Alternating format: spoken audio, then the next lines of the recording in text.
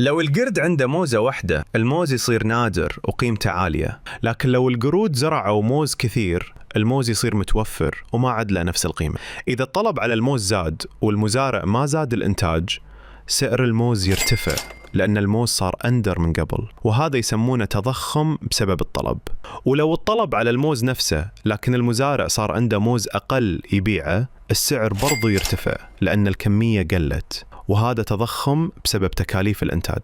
القرد يشتري موز ويأكله ويشبع ويحس أن السعر منطقي، بعدها يروح يقول لربعه عن محل الموز. القرود يجون واحد ورا الثاني ويشترون، والموز يخلص بسرعة، والمزارع يضطر يزرع شجر موز أكثر، لكن بذور الموز صارت أغلى والتكاليف زادت. عشان كذا المزارع يرفع سعر الموز عشان يغطي تكاليفه. هذا تضخم نقدي. ولو الطلب نفسه والعرض نفسه لكن القردة صار عندهم أوراق أكثر يشترون فيها موز، سعر الموز يرتفع، مو لأن الموز نادر لكن لأن الأوراق نفسها صارت قيمتها أقل، وهذا يسمونه تضخم جامح. سعر الموز يرتفع، القرود تشتكي، الحكومة تقول نطبع أوراق أكثر، القردة يشترون أكثر، السعر يطلع أكثر، الحكومة تطبع أكثر، والسعر يسبقهم، ويدخلون في دوامة. كل ما زادت الأوراق زادت الأسعار. بالنهاية التضخم مو دايما شيء سيء.